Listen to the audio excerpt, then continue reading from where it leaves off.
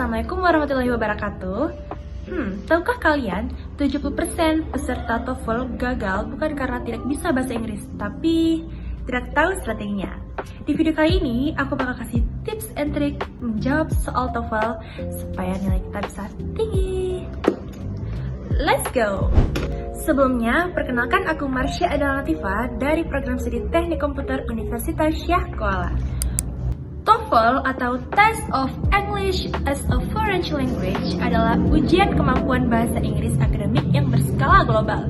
Nah, sertifikatnya bisa digunakan untuk melamar kerja, atau mengajukan beasiswa, atau syarat kelulusan kuliah, atau syarat mendaftar kuliah.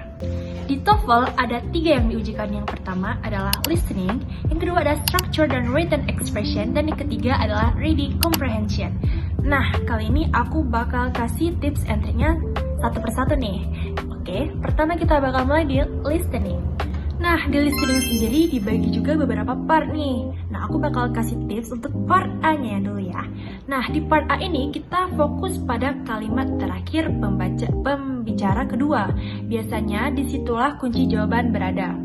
Lalu waspadai idiomatic expression seperti break a leg, under the weather, hit the books. Nah, ini adalah ungkapan-ungkapan yang umum. Lalu, kita juga bisa dengar dari nada suara nih. Misalkan intonasinya naik, itu biasanya berupa pertanyaan, dan kalau intonasinya turun, itu berupa pernyataan pasti.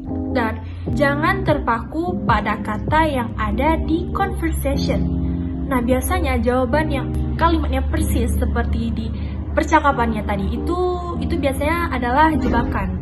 Selanjutnya, kalau misalkan nih naratornya lagi memberi intro, nah itu kesempatan kita untuk membaca nih 4 jawaban yang tertera di halaman. Pokoknya di listening itu kita gunakan waktu sebaik mungkin. Nah, untuk part B and part C ini adalah longer conversation. Di sini kita bisa mencatat kata kunci seperti apa, bagaimana, siapa, di mana, kapan, apa. Lalu perhatikan pembuka topik. Misalnya, today we are going to talk about. Nah, disitulah tema utama seluruh pembicaraan. Lalu soal itu biasanya mengikuti percakapan, jadi jangan melompat-lompat memilih jawaban. Lalu, jawaban yang terlalu ekstrim seperti never, all, always itu biasanya salah.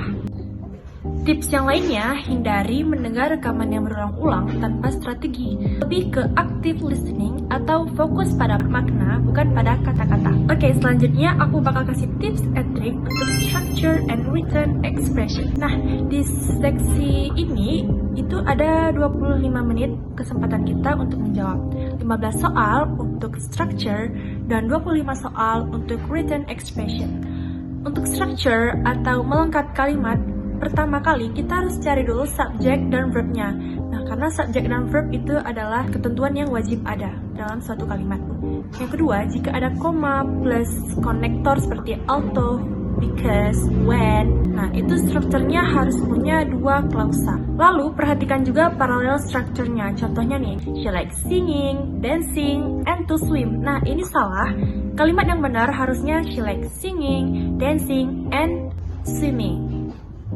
Itu baru dia kalimatnya setara. Ada kalau penggunaannya ing, itu di akhir semuanya harus ing untuk setelah tanda koma seperti itu. Lalu setelah kata to, selalu gunakan verb based from seperti to run, to sing, bukan to running. Dan perhatikan subject verb agreement-nya juga.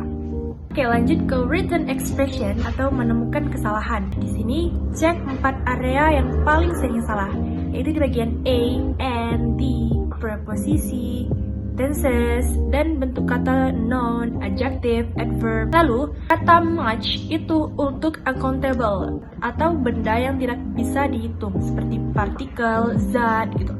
Dan many untuk countable atau yang bisa dihitung seperti buku, bersih, seperti itu. Terus ada redundancy atau return back atau repeat again. Nah, itu salah satu kata yang harus dihilangkan.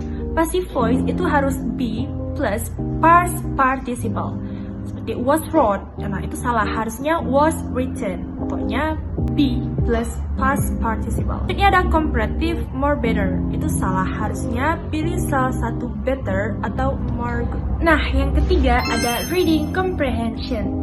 Di sini ada 5 passage dan 50 soal. Strategi membacanya yang pertama, baca soal dulu sebelum membaca passage atau paragraf. Nah, kita harus mencari tahu dulu apa sih pertanyaannya, apa sih yang diminta, seperti itu. Kita pakai metode skimming kalimat pertama tiap paragraf untuk menangkap struktur teks secara keseluruhan. Alokasikan waktu. Nah, ini kan ada 5 passage. Jadi, sebisa mungkin untuk 11 menit untuk masing-masing passage. Jadinya 5 kali 11 menit adalah 55 menit. Jadi, kita punya waktu yang sangat-sangat pas atau ideal. Terus, tandai kata-kata seperti however, therefore, in contrast, consequently. Nah, itu biasanya adalah kata-kata untuk perubahan arah argumen. Nah, tipe soal dan triknya. Aku bakal kasih tahu. Yang pertama, tipe soal seperti main idea. Ini jawaban yang terlalu spesifik atau terlalu umum, biasanya yang salah. Terus kalau yang kedua ada vocabulary in context. Jangan pilih makna kamus biasa. Cari makna yang sesuai dengan paragraf. Lalu inference adalah jawaban yang harus bisa disimpulkan dari teks, bukan dari pengetahuan. Terus tipe soal reference seperti it, they, this. Kita lacak ke belakang, kita lihat kalimat paling terakhirnya atau pronoun yang merujuk ke noun terdekat sebelumnya. Lalu ada tipe soal yang except atau not. Kita eliminasi 3 jawaban yang benar dan sisanya adalah trik jawaban. Sekian tips and trik menjawab soal TOEFL dari aku. Semoga dapat membantu dan bermanfaat bagi kita semua. Assalamualaikum warahmatullahi wabarakatuh.